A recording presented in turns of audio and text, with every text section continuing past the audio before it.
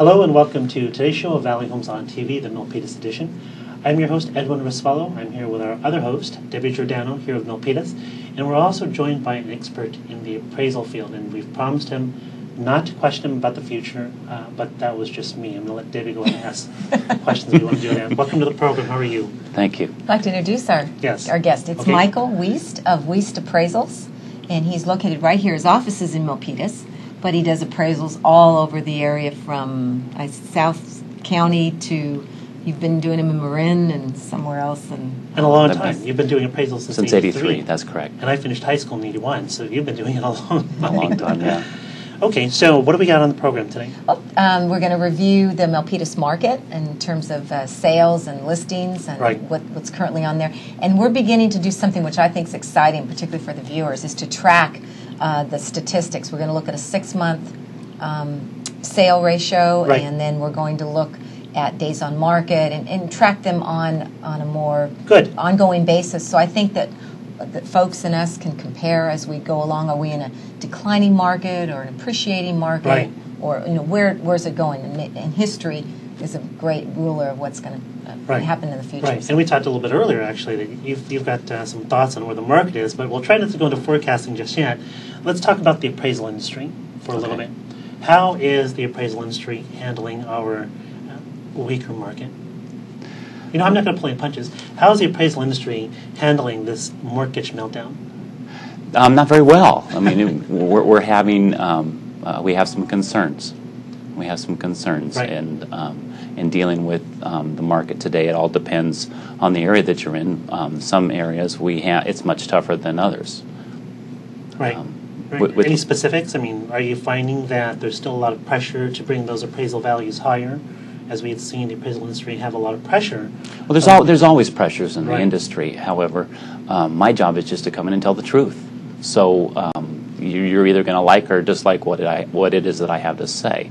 And I think most lenders today want to hear that.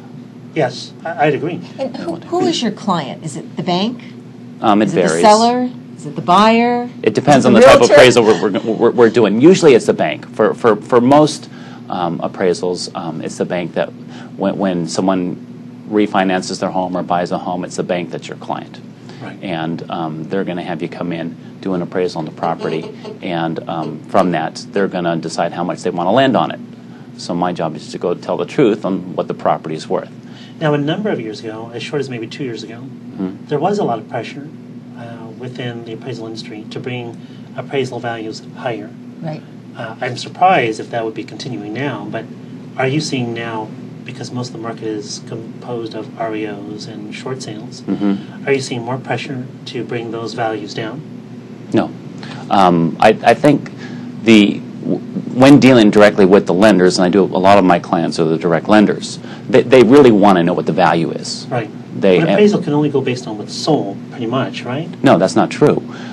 In appreciating markets and depreciating markets, listings and pending sales, they also are real good indicators of what direction you're going. So even though the foundation for value is based on the sales prices, you can look at a listing and see if the list price is lower than what the sales price in declining, or most of the sales prices in declining markets, you know that your market's declining. So those are real good indicators in declining markets. In appreciating markets, or in some of the markets that we've experienced over the last 10 years, sometimes that list price is a loss leader, and it's difficult to determine what it's going to sell at because of multiple buyers and how properties. You brought up a good point, declining market. And I understand that our area is in a declining market, or is that just relative to certain zones within the Santa Clara County area? I know Milpitas is defined as a declining market. Statistically, if you look at Santa Clara County as a whole, it says it's a declining market. Okay. That's what the feds say. That's what statistics say. But there are sub-markets within Santa Clara County that are actually doing pretty well, and historically have done real well.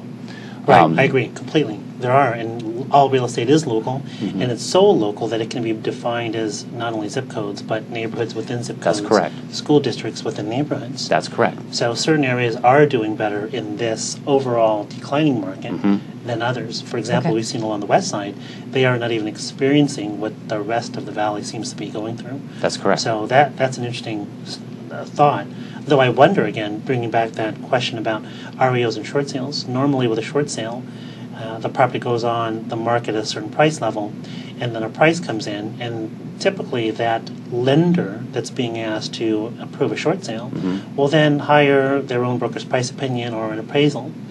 And what I found from my experience in short sales is that many times that the value that comes in from either the BPO or even the appraisal is significantly higher than what the value might be That's correct. for a buyer. And what are your thoughts on that? That's not uncommon. I think the difficulty there is reading the market. When you are taking statistical, X property sold for this amount and Y sold for this amount, reading how the market is going is a difficult thing to do, and it's a difficult thing for a lot of appraisers who haven't experienced declining markets also, and a lot of brokers and a lot of realtors who haven't experienced declining markets. Certainly we haven't had one for the past 10 years. So if you haven't experienced it, gauging how to value a property is not an easy thing to do. Right. I do think it's a bit of a farce to have a quote-unquote broker's price opinion come from somebody that's been in the business less than 10 years. They've never seen a declining market, so their ability to evaluate what a value of a property is will probably be a little bit skewed. That's correct. Will the banks automatically take a percentage or a factor off the appraisal for that declining market situation? Not necessarily. Or Generally, banks don't want to hold inventory, though. They do want to move property. I don't think banks are in the business to keep properties on their books. Right. So they try to be very realistic with values. It's just determining what that value is to move it and measuring supply and demand. It's not an easy thing to do.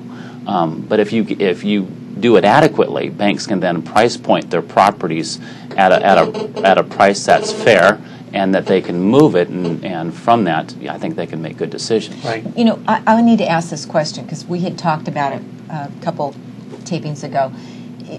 Do you take into account those short sales and those bank REO prices in determining the value of a direct, or can you throw those away and say they don't count?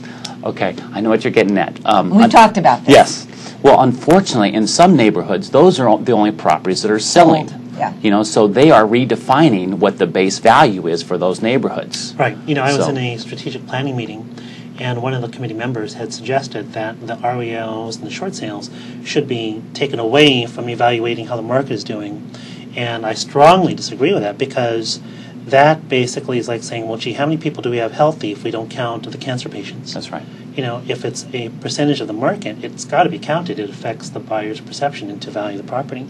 So, and now the REO industry, it's going through a boom right now. There's been dozens and dozens of REO websites that say, if you're a real estate agent, register here. We'll give you access to these companies that have asset managers looking for people to list their properties. And of course, the typical agent goes ahead and shells out the money, never sees anything. Right.